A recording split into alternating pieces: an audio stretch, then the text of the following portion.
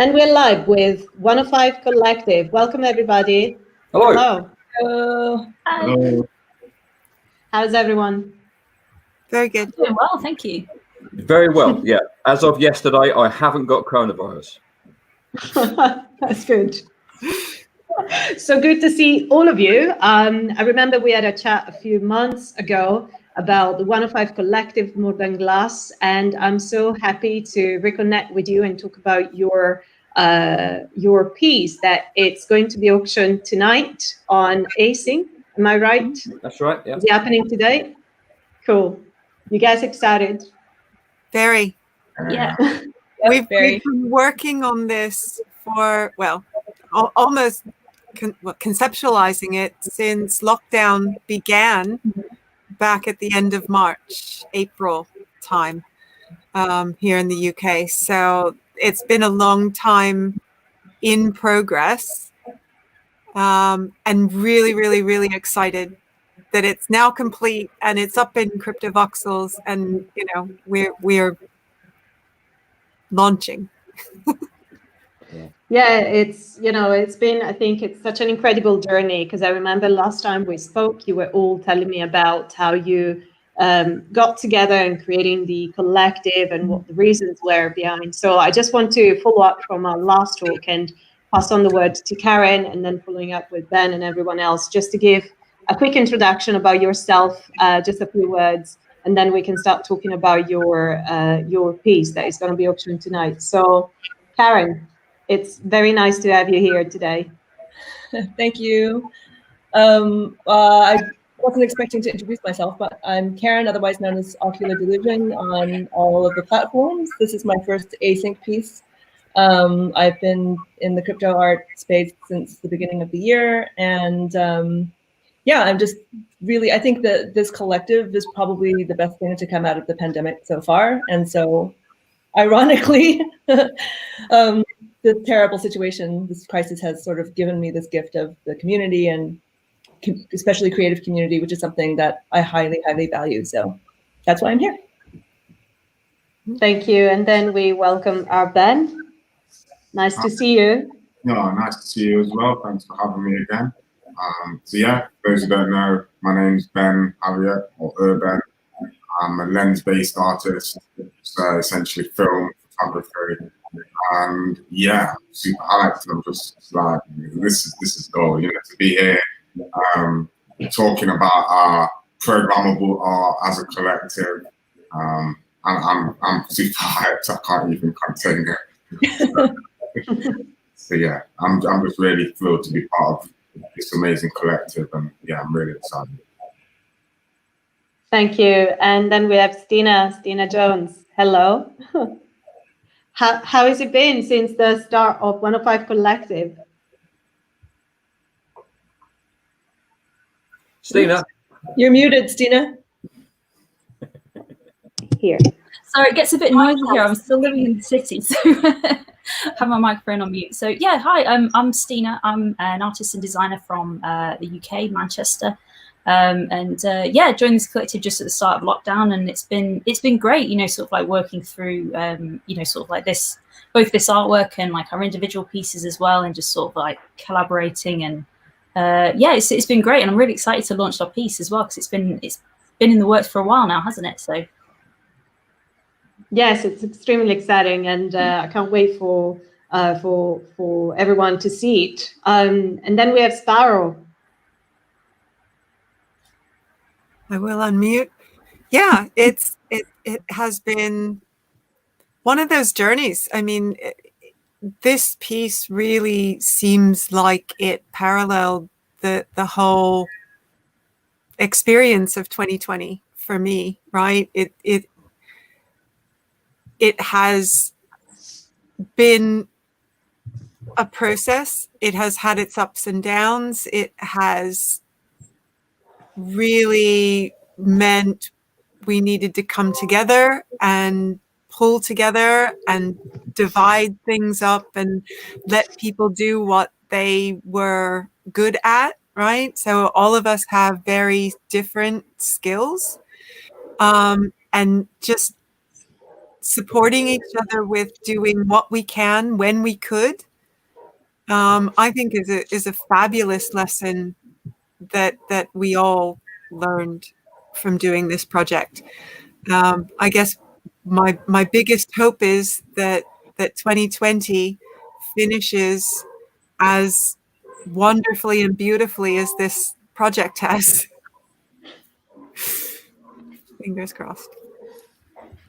Yes, yes, absolutely. And then the one and only Unreal City. It's nice to see you. Hello. Yeah, I'm Gareth, usually to people who actually can see me. Yeah, I'm Gareth Davies. I'm a teacher and sort of lecturer and teacher trainer, because I've got another job where I do that with a teaching charity, and apparently crypto artist. So this happened the same time as the others, really. I think crypto's only been around for, what, 3 years? Something like that? Altogether? I'm just looking at people's faces. Something like that. I've been here since kind of last December, and because my girlfriend told me about it, who's like other side figure, just over there. Before that, I was interested in art. I didn't know a great deal about it. This gave me this thing called creativity, which I've spoken about before, which has been massively important to me. It's just a different mode of expression from what I was used to. I wrote, I still kind of do a bit, but this is a different thing because it's so rapid. But in terms of More Than Glass and what everybody else has been saying, and the strange point about 2020 being the place of reflection, here we are having 2020 vision on 2020. It's been the one thing that's been the center of the storm. That the fact that this group has been together and we've been on a really good, focused, cooperative, but individual, collaborative, collegiate journey together, and it's been consistently supportive and delightful and funny and relieving and energizing, whereas pretty much everything else in my life has gone completely pear-shaped, just because of this virus thing. We're well named, and you know, we're on a nice little island in infinity. I don't know what I'm going to do now. It's finished now. Now I'm going to cope. I totally agree with you, Gareth, and I want to second what everyone has said so far. And I think the 105 Collective has really represented one of the reality within the crypto art space that has really stood out from the community, because you have managed to build something together with harmony and something that it's close to your heart. And I think this is what we can see. And I would love now to start talking about the different layers that build this fantastic work, so that we can start showing some of the work that we will see later on today, and also to talk about the CryptoVoxel experience and how this has been built and what's the navigation like in there. But I would start first with the layers and with your own experience in building.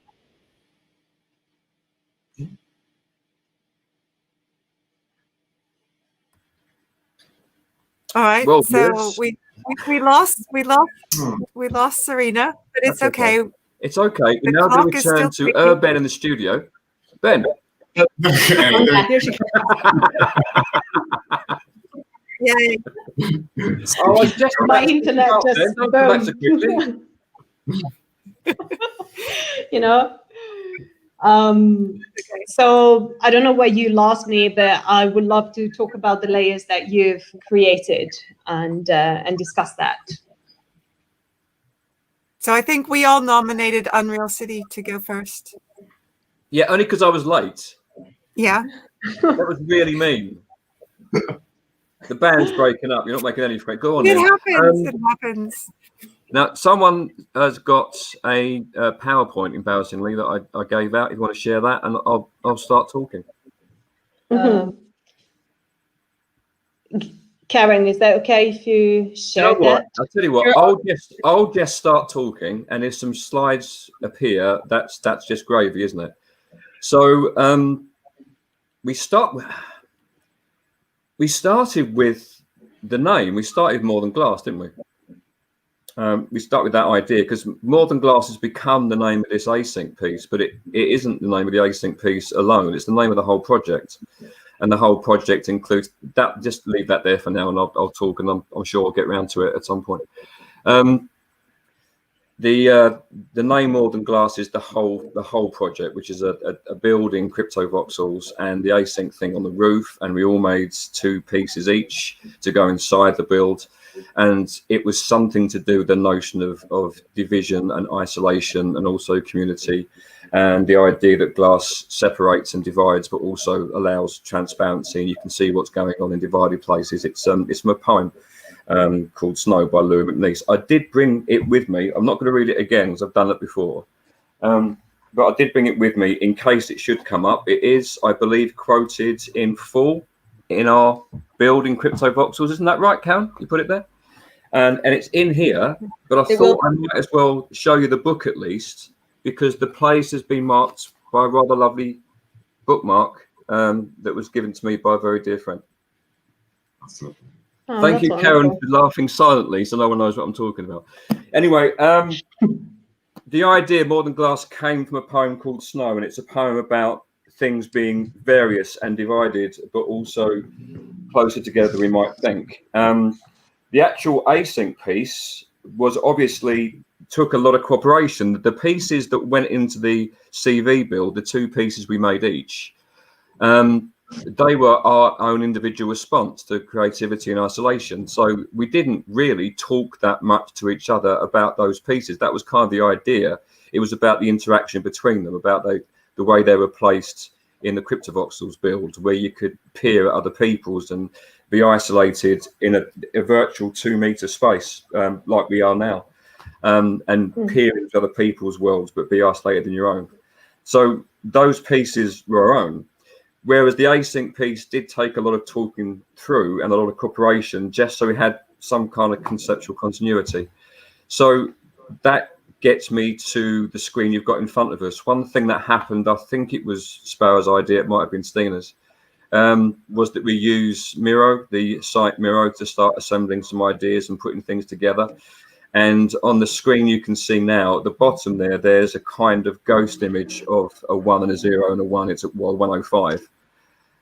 That's the image that Stina came up with when we were talking about the format we were going to use, because obviously it had to kind of fit in with each other. So the idea was it was going to represent our name, 105, 105, because that relates to everything else.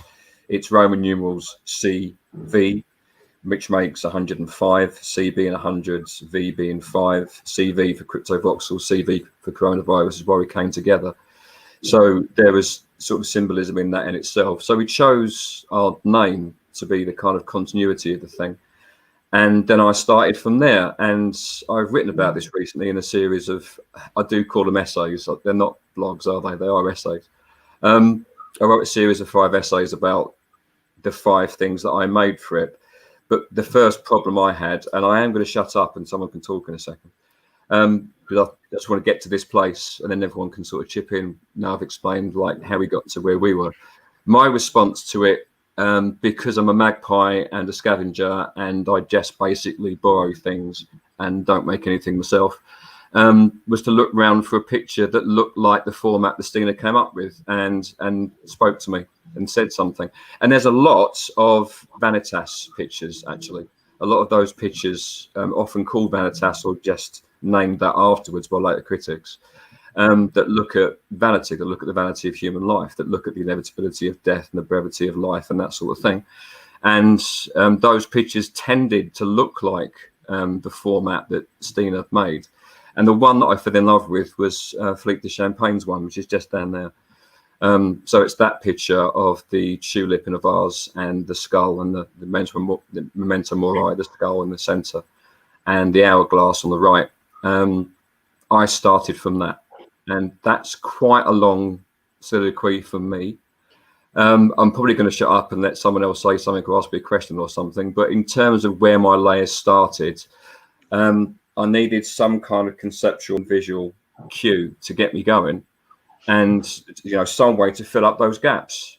And Philippe de Champagne came along and gave me that picture, Still Life is Skull of Vanitas.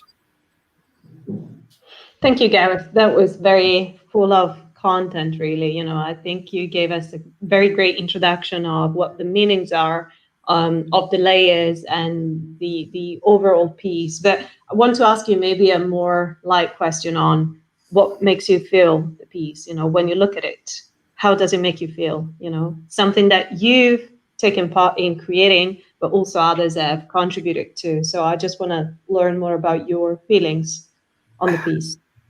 Looking at it now the pieces have come together.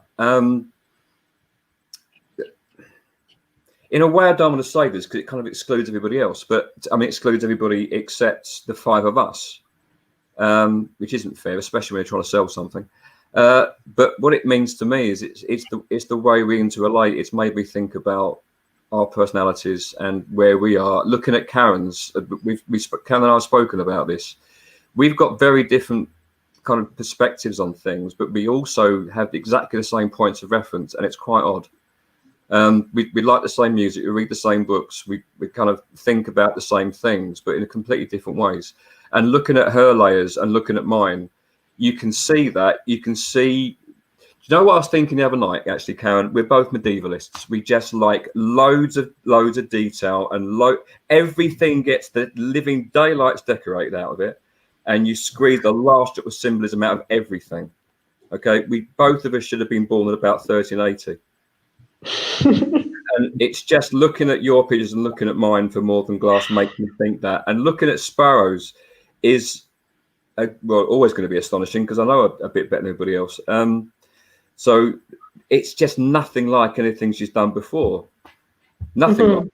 Again, I was thinking of this today as well, and thinking that I would never have pegged that as being Sparrow's work, and it looks like the 80s. It looks like the 1980s, and here's, you know, Karen and I being the 1380s, and so on. So what it means for me is my relationship with these 4 people. Thank you for that. I want to give the word now to Stina, because I would love to hear from her how this piece and this collaboration has challenged the way you as a creative self has contributed to the work. Oh, hang on, let me unmute you. No, that was totally me again. Sorry. So, I mean, it's been a different way of working, really, because I'm a designer, so I'm used to sort of trying to pull in all these styles and get everything to work together. But I didn't really want to do that with this because, you know, everyone's got all these individual styles and things like that. I didn't want to sort of like just go in and sort of, you know, put a stamp all over it and saying we need to all stick to the same color scheme or anything like that. So I suppose the challenge was trying to find something where we could all contribute something in our own style, but still have some sort of cohesion. So I think that's why we came up with the shape. I mean, we had, I think it was like 2 or 3 Zoom meetings about it, trying to decide exactly what shape we wanted to do.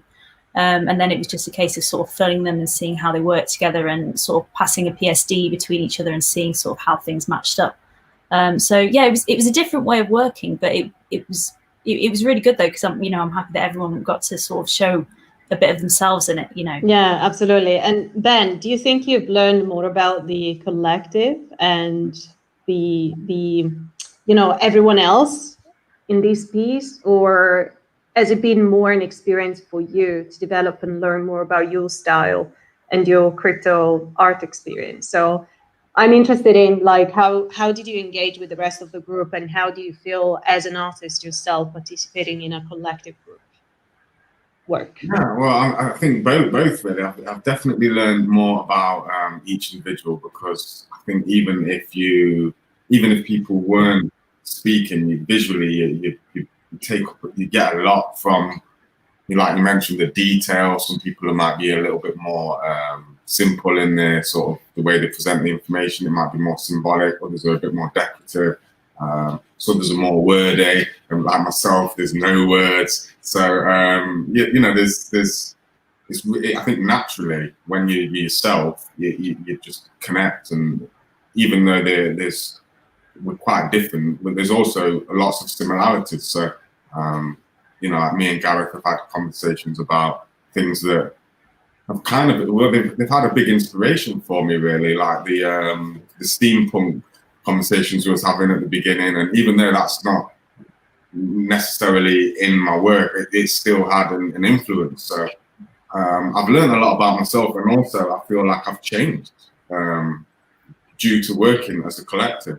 So it's been a real journey for me, actually. It's been really nice. And yeah, definitely. I remember we were talking about this. I don't know if you all remember. We were talking about how these experiences changed one another, you know, or influenced in a way.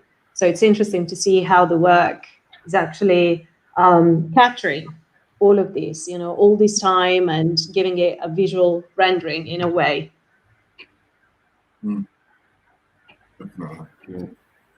Yeah, in terms of just changing people. Sorry, I thought is that a question about how we've changed?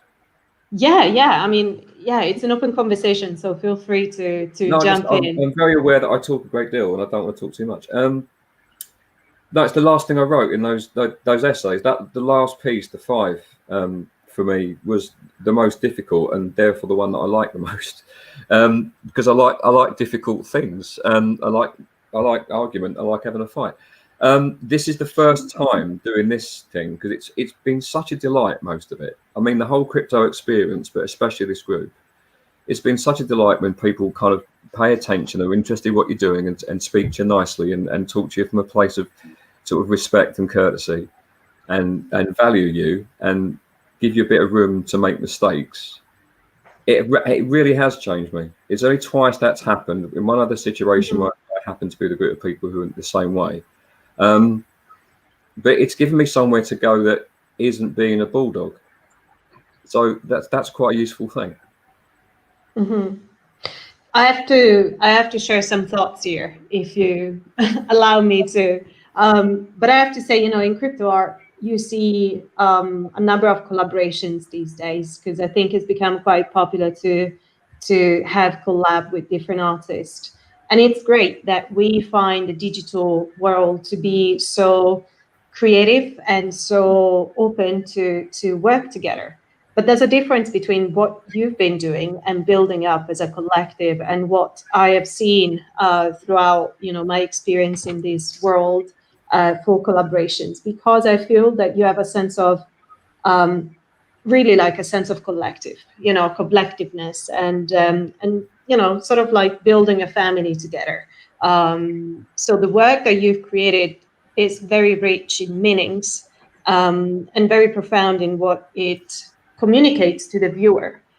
Whether most collaborations I see, they're very interesting, don't take me wrong, but I see them more as a fast experience to move on to the next thing, which is great. You know, that's how art function. You know, you do something and then you develop a style and then you move on. So it's great. But here I feel it more as an organic experience that it keeps growing and it keeps developing, and you can really see and breathe the 105 Collective and each of you background experience and input into the work.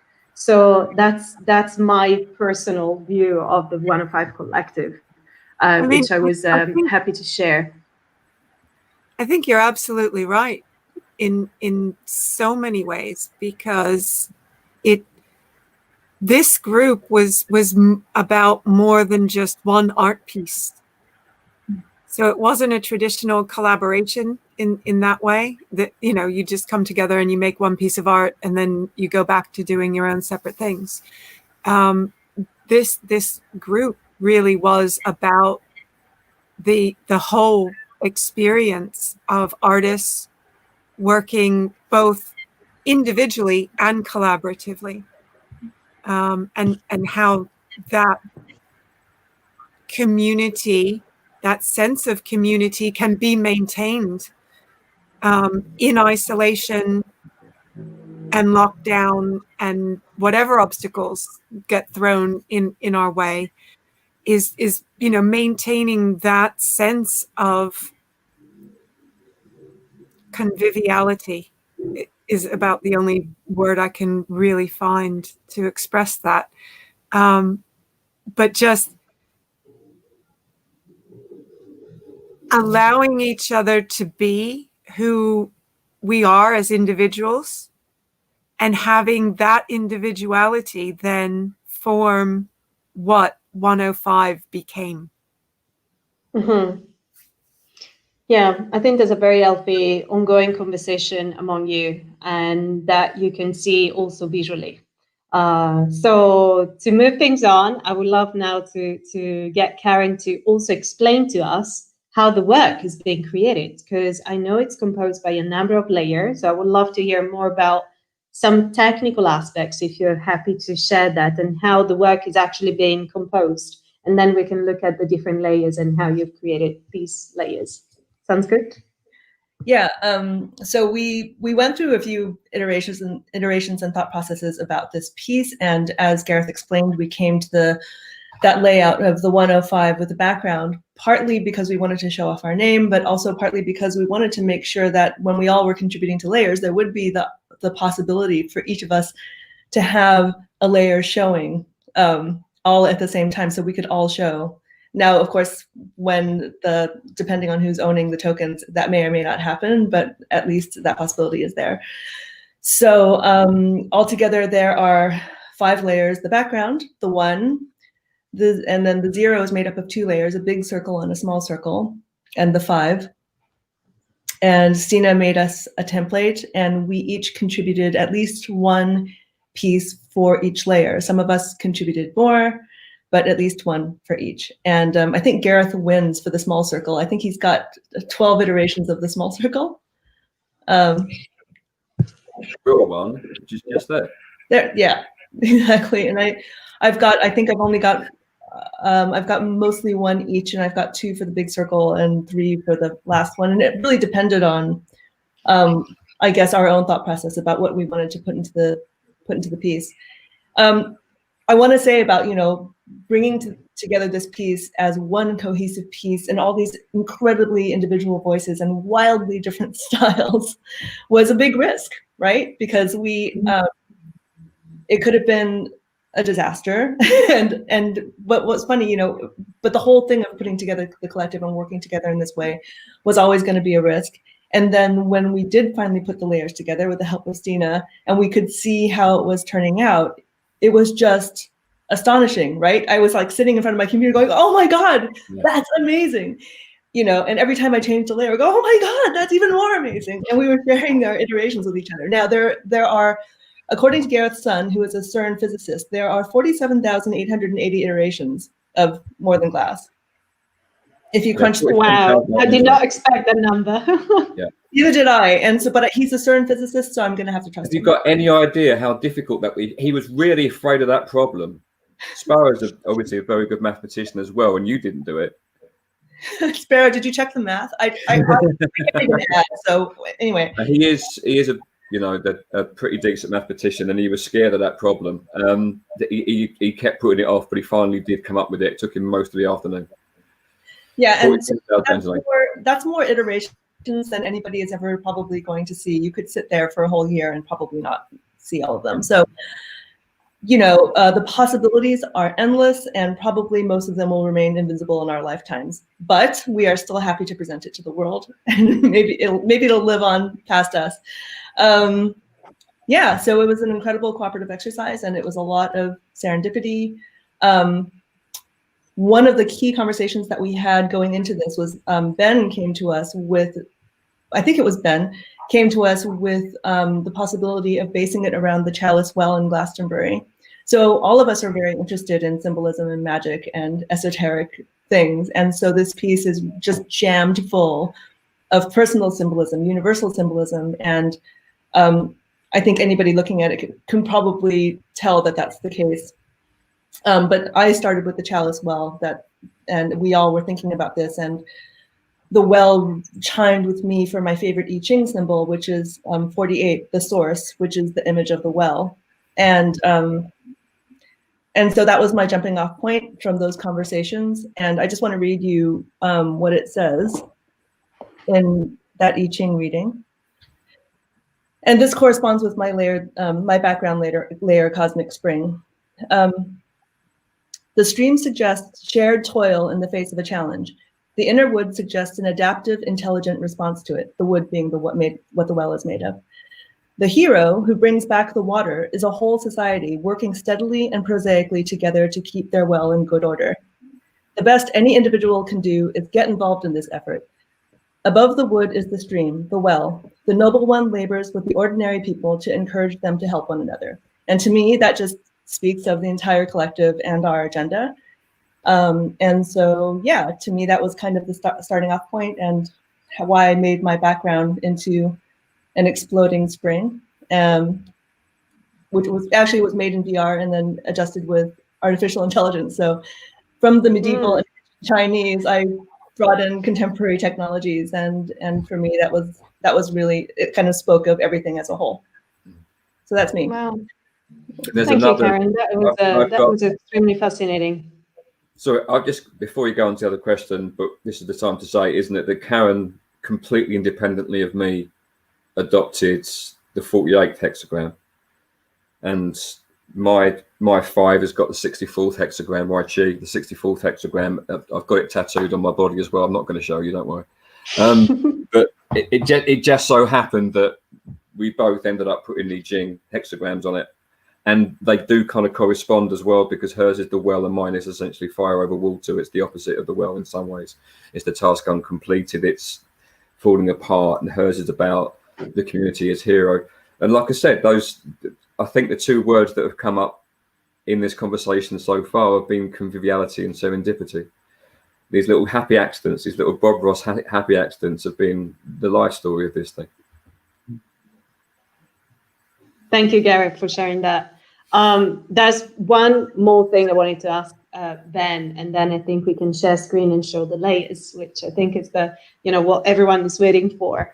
But Ben, when we spoke last time, I knew that none of you have met in person. Have you managed to in these past months? Not yet. Really weren't we? But you let me down.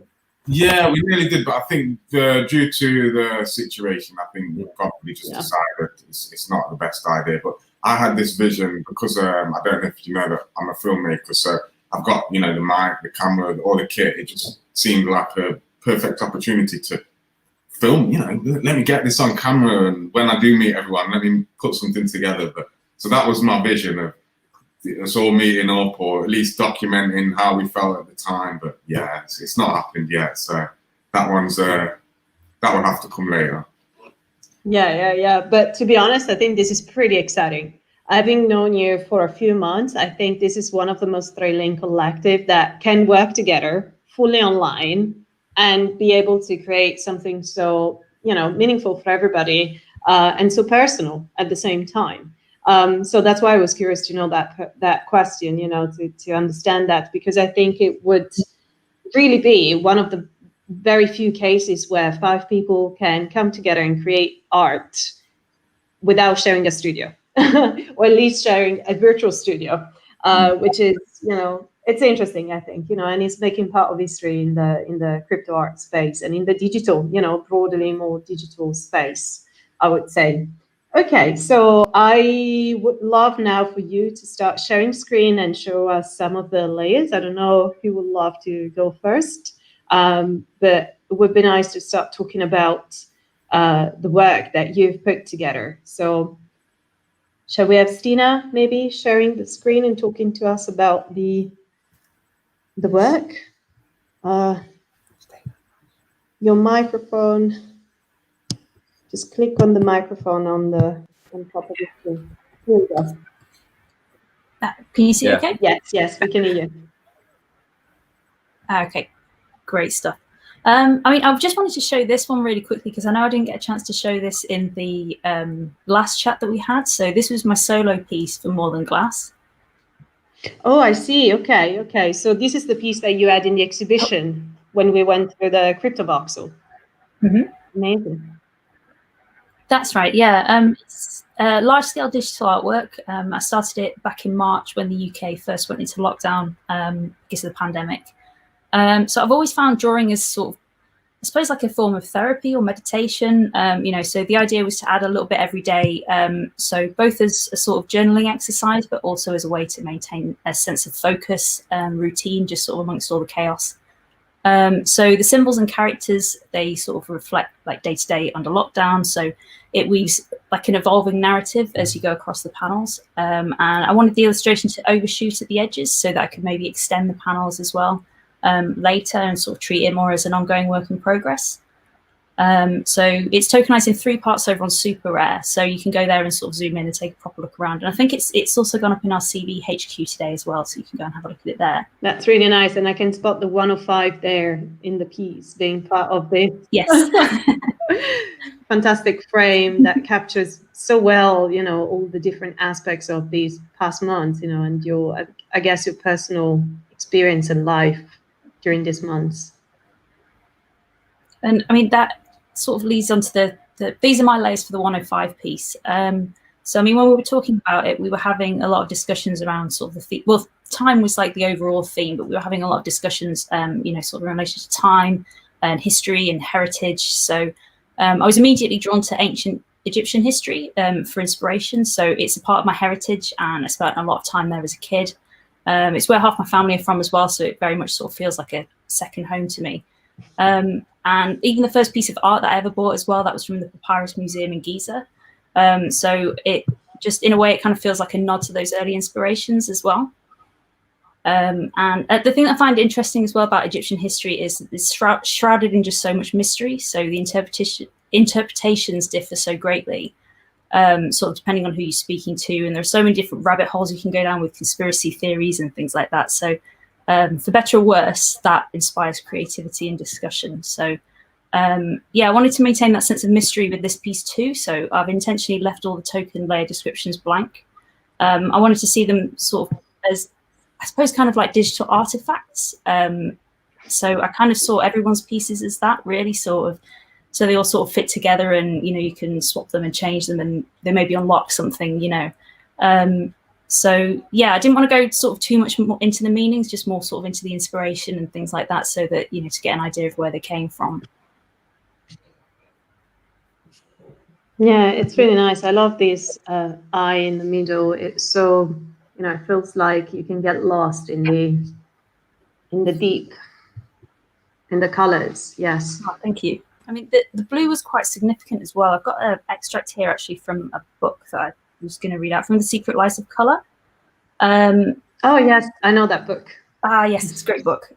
So I just thought it summarized it quite well, better than I could. So I just was going to read a small extract from it. So the Egyptians were uncommon in valuing blue. Most Western cultures didn't possess a separate word for the slice of spectrum between green and violet at the time.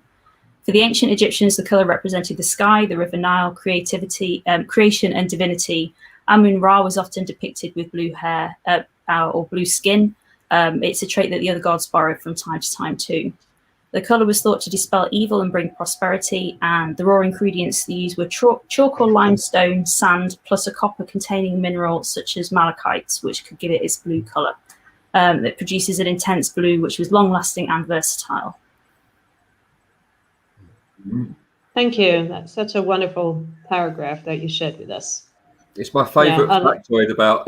So I've just interrupted again. It's, you know, Stina was saying that most ancient cultures didn't have a word for blue, and the Egyptians did.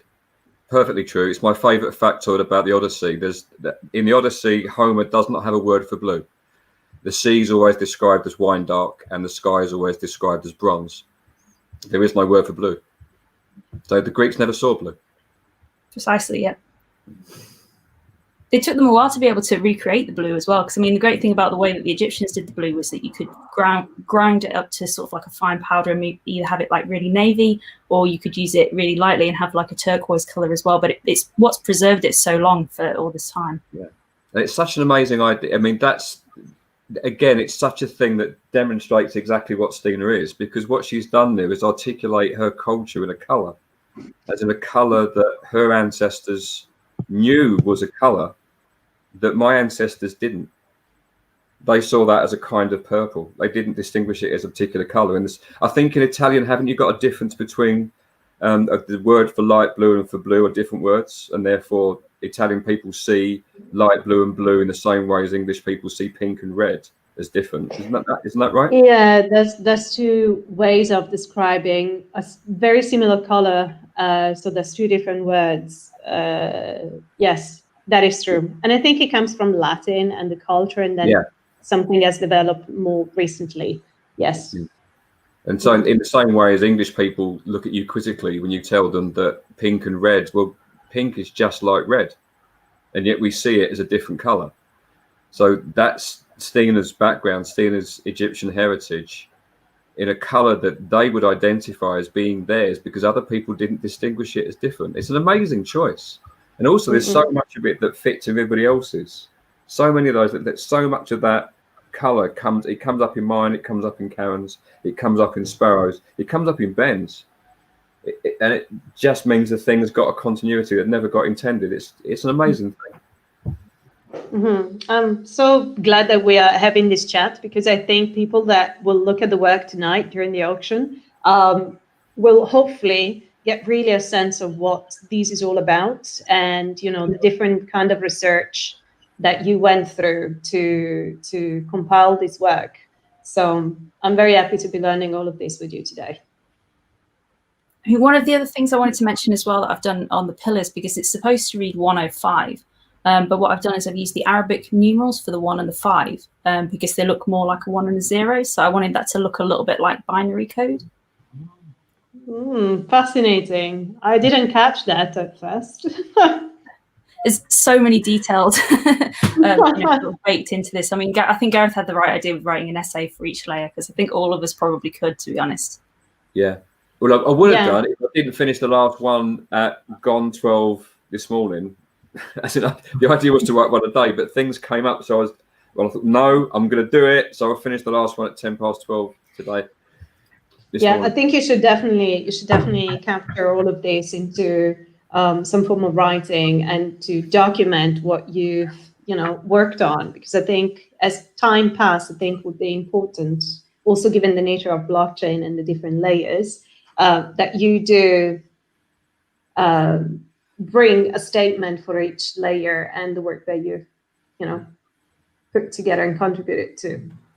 Yeah, I'd like to see that, even if it's just in terms of like the inspiration for each one and the research rather than meaning, because I wanted to leave the meaning sort of relatively open so that people could draw their own interpretations and sort of maybe pick up clues and things like that. So it was a tricky one in that sense, because there's so much thought got into it that you really want to let people know, but at the same time you don't want to sort of dictate how they see it. So it was a bit of a challenge, that one, for me. Me too. No, totally, I understand, and I think it's important that you leave the reviewer space to understand and make sense of what they see and experience, not just through the eyes, but the 5 senses. But at the same time, having that knowledge, I'm thinking 10 years down the line, it would be interesting to see how today you've created this piece after lockdown, and knowing all the reasons that sort of build up to this piece. Which I think will be extremely fascinating. But yes, who will be sharing screen or layers to show us and talk us through that? Who's going next? Sparrow? Well, I'll go next because as an echo of how STINA started off with her daily practice, my whole creation of the layers and this whole project really has been about that sense of daily practice, that being in the moment, that doing what's in front of you, responding to what's in front of you and what's coming up in the world and your environment, and being responsible, able to respond, are basically the themes. And so, I mean, my layers aren't necessarily full of rich symbolism. There's lots of meaning, but they are representations of that daily practice, that being in the moment throughout this project. So my layers, and I'll do the screen share. My layers are actually skins that I've taken from drawings that I did on Dada.art. So Dada has become a daily practice for me. It's something that I've wanted to have in my life, is a daily art practice, and Dada's wonderful for that. And so when I started thinking about, what was I going to contribute to this async piece, the most meaningful thing that I could contribute was a bit of me that I have put out into the world on a daily basis. And in much the same way as STINA's individual artwork tracked her daily life, you can almost track my days and what's gone on in them by looking at, the drawings that I've done. And you'll see, down in the corner, there's my cat. There's a helping hand that has reached out. Lots and lots of just things that have come up as a way of connecting, as a way of responding to life as it is, which to me is what this whole project was about. It was about how are we as artists responding to the world around us and responding to each other. And so, the drawings that I've done and then chosen to use for this artwork are all about those underlying themes, that basic responding to the world constantly, responding to each other, and really making those connections visible. I don't know if you have any questions about the layers, but that's really, my intention with the individual pieces. Mm-hmm. Yeah, what I can see, is that every layer I've seen so far, it is so different, but so complementary. Yes. That's what I can see. And I can read, different feelings, different motives sort of appearing again. But at the same time, I can understand everyone's personality into the work, and it's harmonious. That's how I see it. All of the layers are so very personal.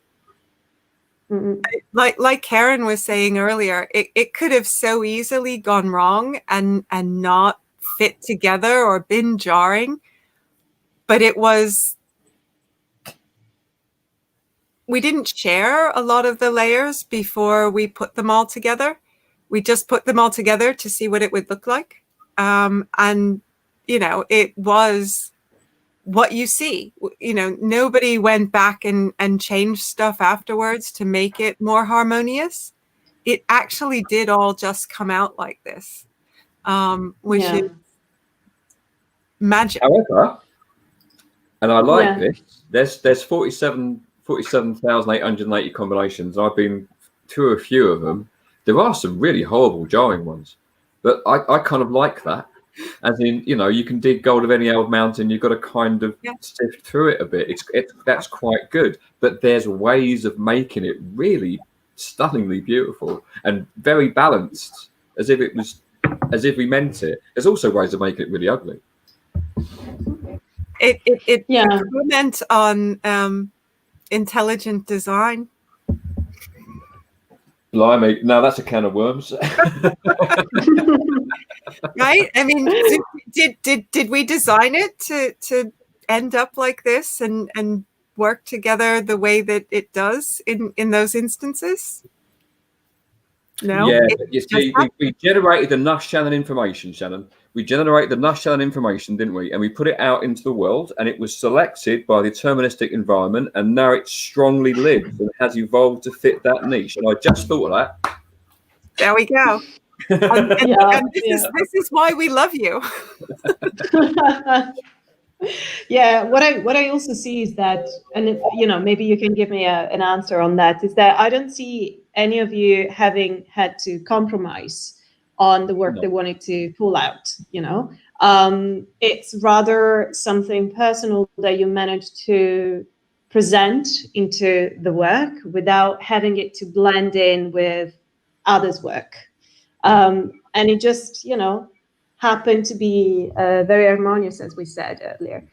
So it's interesting to see that, you know, how we influence each other in a way that doesn't need to be verbally communicated, but it's probably the charisma or the unseen roles that sort of control a collective environment and make you want to be here together creating art rather than blending in with the rest of the group. It was a lot of communication up front. I mean, from my perspective, the way I remember it, you've got Ben to thank for the harmony, right? Because we had a lot of conversations up front and we discussed loads of different directions, and the combination of communication and trust, really. Feeling able to say, no, I really don't think that I'm not really comfortable with doing that, right? Yeah, our first draft, when Ben's going to talk about this, I'm sure. But you said that word charisma. The meaning of that word is to see someone's soul. It comes from the etymology is to see someone's soul, and it gives you confidence because their spirit is expressed in how they. It's a lovely word. You actually look it up. Their spirit, their direction, their attitude, their the thing they want to do in the world, their quest is expressed in the way they comport themselves, and that's why leaders have charisma. That you genuinely think that they're doing the thing that their hearts tell them to do. It's a really lovely word, and it's a great word to use in this group because that's also exactly what we have been doing in terms of allowing people to be themselves. And you said no one's compromised anything. We just allowed each other to be ourselves. And that thing about, you know, the early kind of discussions, we junked the whole kind of idea that was a fairly long way through because Ben, it wasn't just Ben, but various people always said if this isn't something they can, it just messes with their groove. They can't use this. This isn't them. Ben did it with a piece where we were kind of going toward this steampunky idea we were talking about earlier when King's Cross was involved in it, and a passage from Ian Forster and all kinds of stuff. And it was just going away that, and Ben said, I can't see how that works. And then we go, well, it could be, yeah, but why make it awkward? And we just kind of binned it, and bits of it ended up being other things. But I think that was important. And actually, I'm going to shut up now because what I wanted to ask was for Ben to talk about that, because you're really pivotal in just keeping this group oiled. Oh, that's true. I mean, that's really, you know, it's really warming to hear you say that. And you've allowed me to be myself, and that's it. You feel comfortable to be just open, and you know, it's difficult, I think, when you're a creative to, you know, express yourself and also not be a bit hard work, basically. You know, not to be a bit of a drama, drama queen. Is that politically correct way to put it? But I think probably not. Yeah. I was trying to think of another term. I'll say yes. I'll say yes.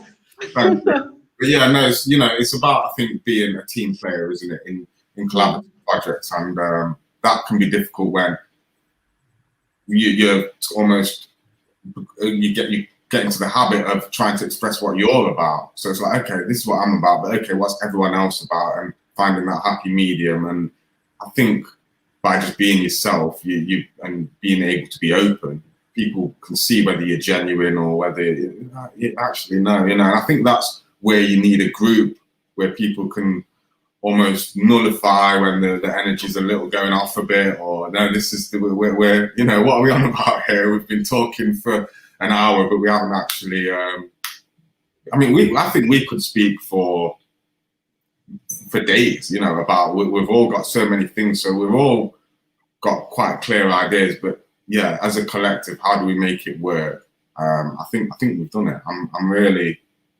quite proud of what we've done, to be honest. And I can see similarities, like with myself and STINA. There's clear similarities with myself and ocular design. I can see the the cosmic similarities and being in the moment with SPARROW. So I can connect with every piece, but I'm still me. So I mean, what more can you ask for than that? And how did you find making the layers in the work? You know, creating where you were on the screen, creating the work for these pieces, you know, how did you find it? Well, yeah, I mean, for me, it's about a universal intelligence. So trying to tap into that, but not using artificial intelligence. So using nature to almost examine my own patterns in life. So looking at the patterns in nature, looking at the patterns in life. So how was it for me? Yeah, it was a dream, because I'm thinking about how these can work individually, and then also thinking about, well, as a collective, how does that fit into, for example, the pillars on either side. I perhaps should have loaded up the image, but I think it's fine. The pillars on either side, they're also incorporating negative space. So yeah, it's just as much about the shape as it was about the area that you don't see. So that was, I thought, a nice way of trying to get the balance with my elements, and well, how will that fit when that's changed around, and does that still get across what I want to get across? So yeah, for me, it was about universal laws. Yeah, trying to touch on that and do that in a way that's quite, that everyone can understand. So, for example, using the symbols, I feel that's a nice way of paying homage to ancient Kemet or ancient cultures. And then also it's a way of getting people to let their imagination wander and make their own associations. So yeah, I feel like I've really been able to flex what I want to do with this piece. It's been lovely. And do you think you've given what you wanted to give in this piece, or do you think that's still something that, you know, you've missed out in terms of like what your expectations were? Well, there was one idea that I wanted to do that I wouldn't say was missed out, but I just thought, no, enough's enough. But it was that much of an interesting idea. I'd like to expand on this on a future piece, and that's to incorporate what I was quite interested in was like one of the influences was Shell's grotto. So and the way that building tied in with cosmic forces, and it was almost like an equinox. I thought it'd be nice to use that sort of playing with time. But I felt like I already had enough of that with Gareth's clock. So yeah, that was something I wanted to expand on a bit more, is the idea of linking up to celestial forces and how ancient cultures were able to do something that's beautiful, but also it aligned cosmically to cosmic forces. I just found that mind-blowing. So yeah, I would have liked to have made... So the one we're seeing now, it's your layer. Sorry, just for reference to everyone. Yeah, I haven't shared this. This is the first time anybody's seen this, I think, because I think I like the idea of how it played with everyone else's elements. But yeah, this is me in its entirety. So yeah, I like the idea of all the elements that you can see are all natural. So there's no filters or what have you. What you can see is what the camera's seeing. So that idea of trying to use the camera as a way of getting us to see energy that you don't typically get to see. That's the I guess the approach to it, which I can see the similarities with the cosmic forces with Karen's work, but maybe using more VR. Yeah, and if the camera sees something that we don't see, that's STINA's people seeing blue and the Greeks didn't. Exactly. Precisely that. I mean, the thing that's amazing to me is, you know, and you may not see this once the piece is sold and all of the layers are controlled by different people potentially, but seeing all of Ben's layers together at once really gives a sense of the different elements, you know. So for me, I clearly see water and fire and air and earth, yeah, and spirit, and it just really has a cohesion that I hope people will get to feel when all of the different layers get shuffled. I mean, of those 47,880 combinations we've spoken about, some of them are amazing and some of them not so amazing. But if nothing else, whoever gets this gets 4 really good pictures, and mine. At least. One of the things I really like about Ben's background as well is, like, none of us tested it with our layers before he sent it to us, and then as soon as I popped it in the PSD, it framed everything just so well. You know, this sort of the curve on the left, and what looks like a shooting star going over the top, and it just fits everything so well and just kind of pulls it all together.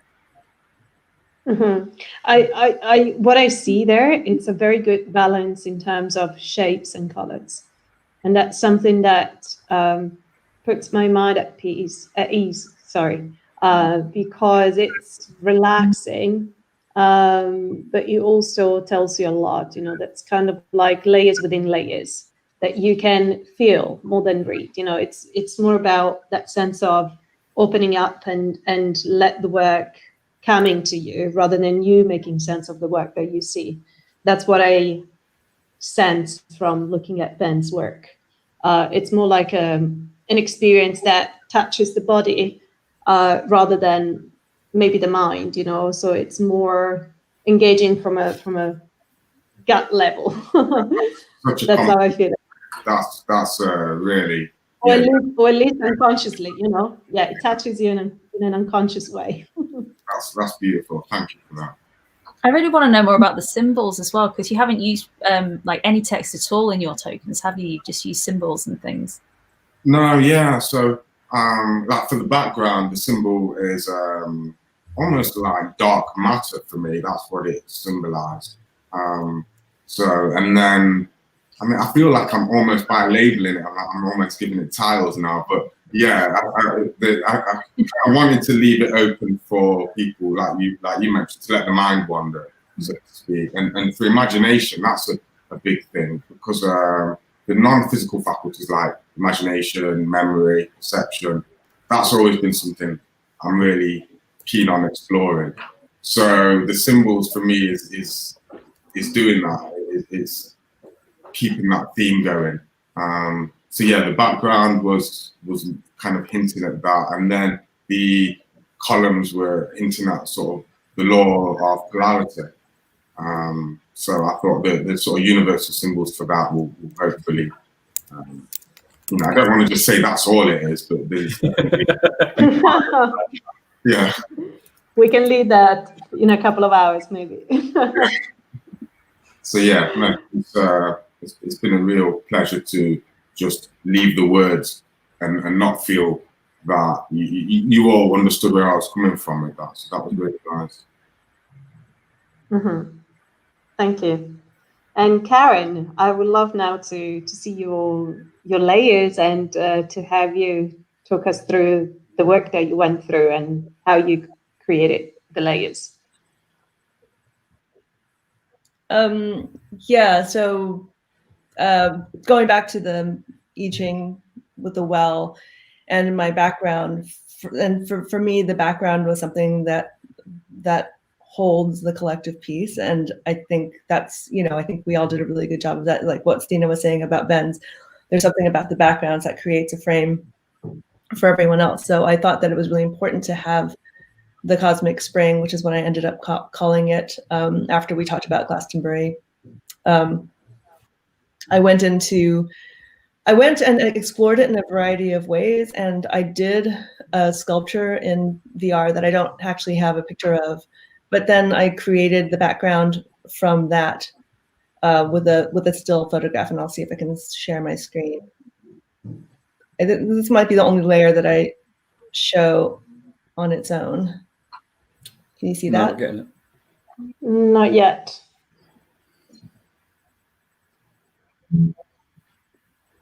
Share screen. Mm-hmm. Try and share the Working? entire screen. No, I don't see the screen here. Not yet. Yeah, I did. Oh, okay. It's showing up on mine, but Okay, yes, it's here now. we'll see. Anyway, I'll just. There you go. So yeah, I just a lot for me. A lot of it was just a process. Yeah, that's it. Is it there? Yes. A lot of it was yes, just a process of writing down ideas from our conversations and the themes that I wanted to explore. And as with Gareth, and then a lot was coming up about universal consciousness and basically that being the spring for creativity, and how it interacts with community in the spirit of, also in a situation where we were isolated. So yes, this piece I created as a sculpture in VR, photographed it, and then took it through Deep Dream, and it really expressed for me the sort of the jewel-like source, well, spring from which everything emerges, and really a perfect ground for creativity. And then I'm going to stop sharing that screen and bring up one of my layers.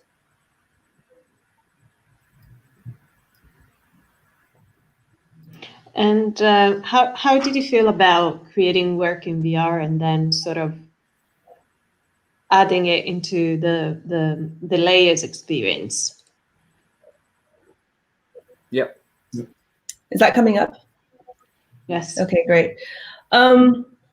Yeah. So for my individual piece, when we started out, I had been experimenting in VR at the beginning of the pandemic, and it was the first time that I actually had a VR headset was at the very beginning of the pandemic. And I talked about this in the last interview we did. I found myself wanting to withdraw from Earth as much as possible, and VR really helped me do that. And it allowed me to imagine another world than the one that I happened to be in, not because I wished to not be gone, but because I wanted to have a different perspective, a more expansive perspective, so that I could look at the chaos of what we were all experiencing here on Earth and just try to imagine how we could get through it by transcending all of that difficulty. And so, yeah, so that's why I was in VR already. I mean, the other pieces are the crab that I have in the space of the one is a pea crab, which is this tiny creature that lives completely in solitude as a parasite inside bivalves like oysters and mussels. And this is an actual photograph of an actual crab, also digitally enhanced, but the size of the crab is only this big.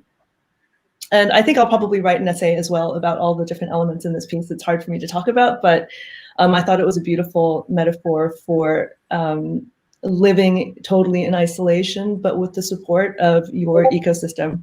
You know, so the support of the collective, the support of the crypto art community and all my creative communities. I've been stuck in isolation, but at the same time, I'm feeding on all the energy and nourishment that comes from outside of us. And so, yeah, this pea crab never sees the light of day, except the male crab will leave his mollusk to go scratch on the mollusk of a female crab and go in there and mate and then come out. And then the female crab lays her eggs and dies, I think. Then the larvae swim in the open sea, and then they spend the rest of their adult lives inside in isolation. So I just thought that was a lovely metaphor. The gold and the sun disk is again about, universal alchemical forces, where you put in these elements, and what the medievalists were looking for was to transmute base materials into gold. And again, I think that's a really good metaphor for what we're doing here. The lotus is actually a lotus that is a photograph and drawn over of a lotus, of a piece of art that's hanging in my room. and it represents enlightenment in the Asian sense. And it also is an actual flower that has hallucinogenic properties. So I like that.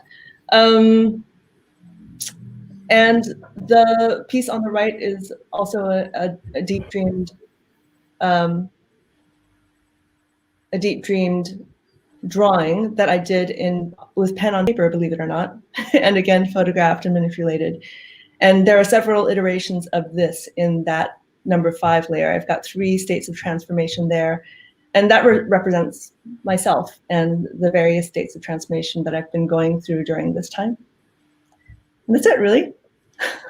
I kind of feel like my layers are best with everyone else's. You know, I don't really think of mine as a piece on its own. When I see it pop up in relation to everybody else, then it makes sense to me. But as a piece on its own, it means something to me, but I don't think it's complete without everyone else's. So I think that's valid for everyone in a way. I think when I see the work, it makes sense when it comes together. You know, it's meant to be together. It's meant to be seen and experienced as a whole. And I think there's such a strong connection that links every one of you because of the experience we've been, you know, living through. COVID-19 is definitely been touching everyone's life. And at the same time, the power of being within a crypto community make us stronger, you know, because I think it gave us the, you know, it informed us of different ways of supporting communities and also being able to live as an artist and still being creative during a very challenging time. So yes, I think it's complementary in what we see in everyone's work. And these are the different layers. Is it a clip of the different layers? All the different combinations? These are just a few of the many different combinations of everyone's layers together. So these are just some of the things that we saw when STINA put together that PSD file. And we just went, oh, wow, that works really well. Oh, wow, that works really well. So, yeah, some of the many combinations that will be available depending on what the token holders want to see. And can one of you explain to us, because I know this piece is going to be auctioned tonight on Async, and I would love to hear more about how the auction is going to work and when it's going to be starting, and give the audience a few more informations about that.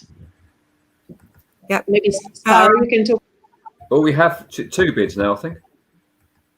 Yeah, so the async auction is going to start in just about 40 minutes from now. That will start off, we'll all be on the Async Discord in the chat there. You're back? Good? Yes, I'm back.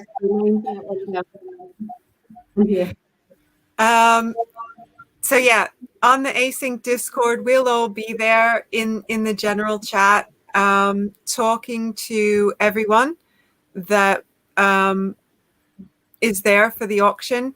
We can give people who may not have joined us for all of the information that you got here, a brief overview of what the piece is and how it came about, so that everybody there on the server has context about what it is, and probably post lots of links where that they can go and read Gareth's wonderful essays. They're essays, just, you know, they're probably lectures. Lectures. You can call them whatever you want, but they provide excellent context about this whole thing. But we're not the only artists in the auction. So there's 4 or 5 other artists that have pieces that will be auctioned tonight. And Each artist will give a brief introduction of their piece, their work, before any of the proper auction timings begin. Once all of the overviews and discussion has been done, then the auctions will begin according to the schedule that's been sent out by Async. And it will just be one layer after another for each piece. And they're timed 5-minute auctions, basically. So a bid has to stand for 5 minutes, and then it's accepted. So depending on how often someone comes in to snipe and increase the bid, then that extends the auction for 5 more minutes. We'll determine when our piece will actually be, sold. But it's always really fun. It's actually quite party-like atmosphere for these auctions, because everybody's looking, how many minutes has it been? Is 5 minutes up? Now go accept the bid, because at the moment, all of that stuff is still manual. We're still checking Etherscan to see if there are any pending transactions coming in for the pieces. So it really does create a party-like atmosphere. And it's good fun with the Async team, because they're just really wonderful people. They're so nice and easy to work with and lovely and supportive. I can't say, enough nice things about Async as well. Actually, they work so incredibly hard. When I had a meeting with them and I discovered how much they actually have to do in order to get every single artist on board their system is an incredible amount of work, and they do it with each individual artist holding their hand every step of the way, and that's just astounding. So, hats off to them. It can be.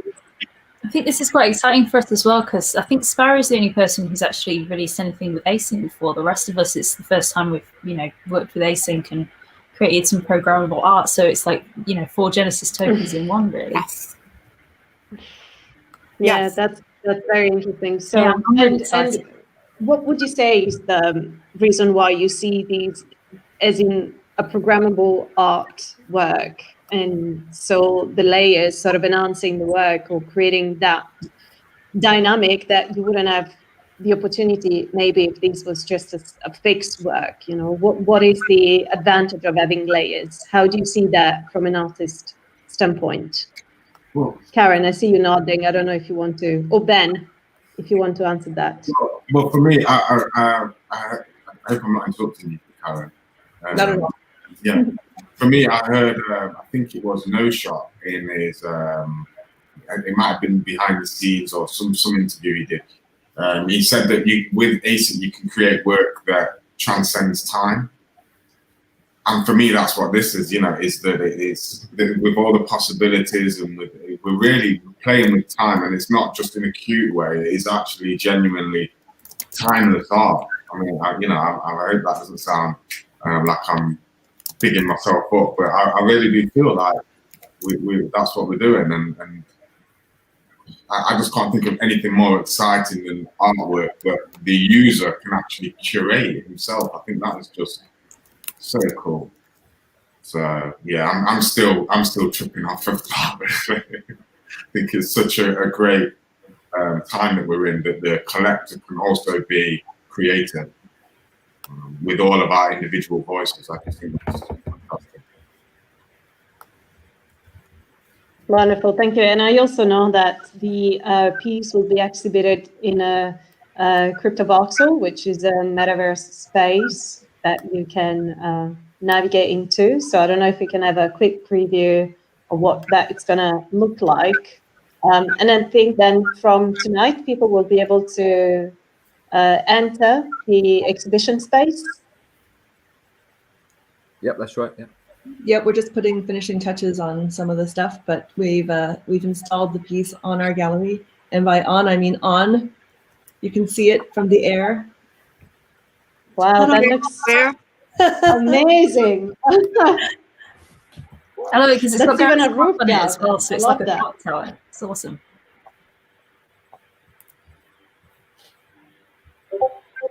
There it is. Wow. It's the first time So I've this seen is it. the gallery that we visited. Yeah, This is so the all same of our, gallery we visited a while all the ago. same one. So all of our It is. pieces, all of our individual pieces are inside the gallery in our individual rooms. And there's one extra room that will have text about this async piece, and then the async piece is installed outside the building. So if you want to come visit after the auction, we will be hanging out there and chatting. Nice. And can somebody sort of give us a recap on where the auction is going to be, where we can attend, and when it's going to be starting? It's actually going to start in half an hour with, as Sparrow said, a whole bunch of other artists, but half an hour in Discord, Async's Discord chat. Mm-hmm.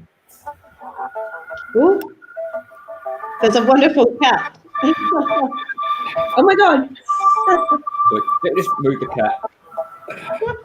It's not my cat, it's next door's cat. Too excited. He wants to be joining the talk. Yeah, sorry, thanks Mowgli for your, yeah. And so Gareth, where can we join the auction tonight? Don't ask me, I don't understand these things. Someone tell Serena where we can join these auctions. I just turn up and look pretty. It, Okay. It's I'll like ask in Sparrow. the async Discord. So yeah, there's a link in the chat here, Serena, if you want to put it maybe along somewhere people can click. But I mean, it's on all of our Twitters. The 105 Twitter has a link, and I'll make sure that I retweet the link to the Discord on my Twitter as well. And for anybody who wants more information, there's loads of stuff up on our website, 105collective.uk. There's a full set of Gareth's essays up there, and also a blog post that has all the links to the CryptoVoxel space, to the Discord tonight, to, I mean, just everything you can think of probably. So just go check that out. Yeah. And Karen's press, my essay is just about me, because I wouldn't be as presumptuous as to write about these people. So go to the website as well that Karen does, and look at our press release and things like that. Yep. Thank you. Thank you so much. I shared the link now. And yes, I think we can all see each other again in half an hour in the Discord chat. I wish to say good luck to every one of you. I think this has been such a fantastic conversation. And I, as always, feel I've learned so much about everyone's work. And, you know, it's wonderful to really see you working together in such a, you know, collaborative way. So that's very inspiring, not just for me, but I think for the whole community. Is a great example of showing commitment and passion for what you do. Thank you. So Thank you so much, for sorting this Serena. out at such short notice as well. I only phoned you, was it Wednesday? And you're in Rome and sorted all this out in the middle of other things. And we do really appreciate it, because we kind of built up some trust last time. So thank you for that. it's my pleasure. It's my pleasure. So yes, thank you to every one of you, and we'll see you again in half an hour on Discord. Thank you all, and good luck. Thank you. Thanks. Thanks.